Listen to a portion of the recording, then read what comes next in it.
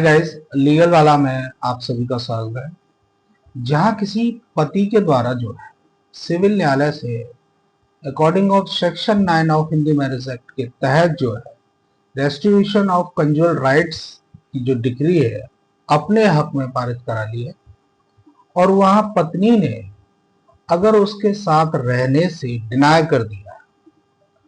तो क्या वो जो पति है, जब पत्नी उससे अगर मेंटेनेंस मांगती है तो क्या उसे वो डिनाय कर सकता है या नहीं कर सकता? इसके संबंध में हम इस वीडियो में आज डिस्कस करेंगे। तो प्लीज आप मेरी वीडियो को बीच में स्किप ना करें और वीडियो के अंत तक बने रहें, जिससे मेरे बताए हुए जो लीगल फैक्ट्स हैं वो प्रॉपर तरीके से आपको समझ आ सके। मैं बताना चाहूंगा कि जहां कोई पति section 9 of Hindu marriage act के तहत रेस्टोरेशन ऑफ कंजुअल राइट्स को इन्फोर्स कराने के लिए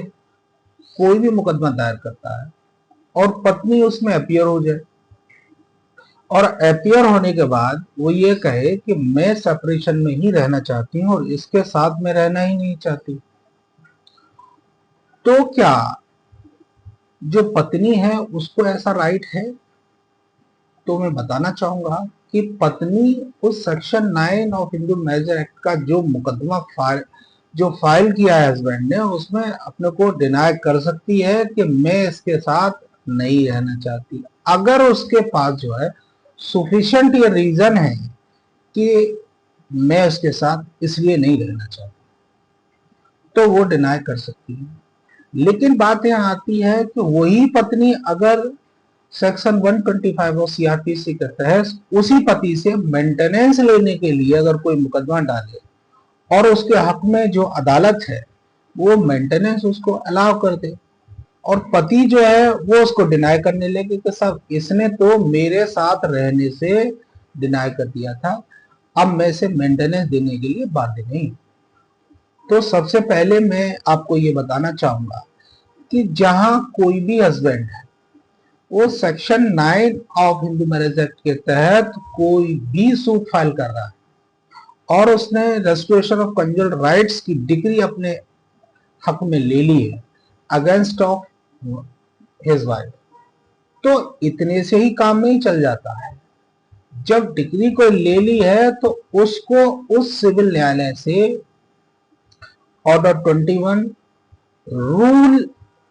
32 के तहत और सीपीसी के तहत जो है उसका एग्जीक्यूशन भी कराना चाहिए कि पत्नी को मेरे साथ भिजवाया जाए। अगर वो ऐसा नहीं करता है या फिर उसके बाद जहां उसने रेस्टोरेशन ऑफ कंजुअल राइट्स की डिग्री अपने हक में ले ली है और उसके बाद जो है सेक्शन 30 और हिंदू मैरिज एक्ट के तहत उसने डाइवोर्स जो अदालत से मांग दिया कि साहब मुझे इससे जो है तलाक दिलाया जाए, इसने जो है मेरे साथ रहने से इनकार कर दिया, तो यहां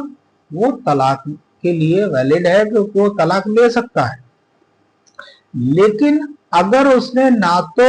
ऑर्डर 21 रूल 32 ऑफ सीपीसी के तहत उसका एग्जीक्यूशन फाइल किया जो डिग्री उसके हक में, और ना उसने कोई तलाक या डाइवोर्स का किसी प्रकार का अपने वाइफ के अगेंस्ट में कोई मुकदमा फाइल किया, और सीधा जब ऑर्डर उसके पास ये आया कि साहब आप जो है जो पत्नी का जो फैमिली कोर्ट ने जो मेंटेनेंस अलाउ किया है आप उसे पे करें, आप वहां ये डिनाई कर दें,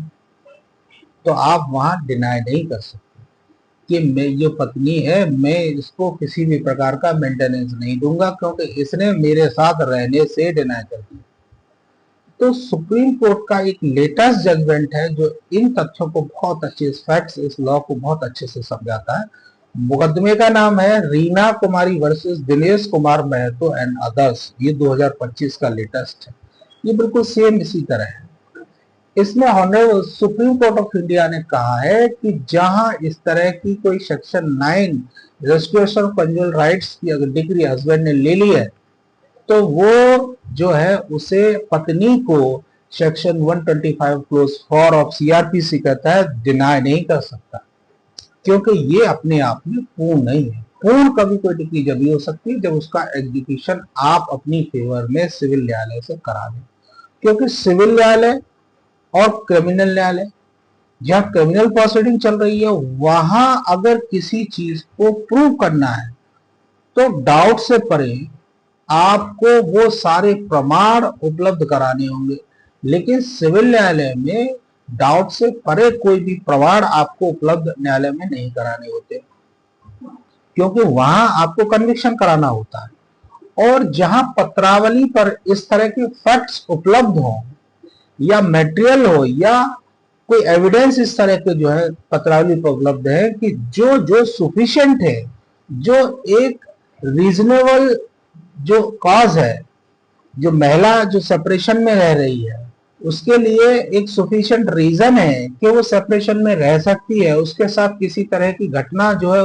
रिजॉइन करने के बाद वो हस्बैंड या हस्बैंड की फैमिली मेंबर्स उसके साथ क्रिएट कर सकते हैं। और इस तरह की अगर फैक्ट्स है उपलब्ध है सामग्री में और पत्रावली पर, या उसमें इस तरह का कोई मटेरियल उपलब्ध है या इस तरह का कोई एविडेंस आया है पत्रावली पर, तो वो मेंटेनेंस लेने की पूर्ण हकदार है, बशर्ते उसने जो है उसको रीजॉइन करने के लिए डिनाई कर दिया हो। जो मैंने आपको साइटेशन बताई है, इस साइटेशन की प्रॉपर डिटेल जो है मैं वीडियो के डिस्क्रिप्शन में राइट डाउन कर दूंगा, आप वहां से भी इसे देख सकते हैं। अगर आपको मेरे इस वीडियो में बताया हुआ एफर्ट्स अच्छे लगते हैं तो मेरी वीडियो को लाइक एंड शेयर करें, मेरे चैनल को सब्सक्राइब करना ना भूलें, जिससे मेरी नेक्स्ट आने वाली वीडियो से आप अछूते न रहे। Thank you so much. Dance with me. Back and forth.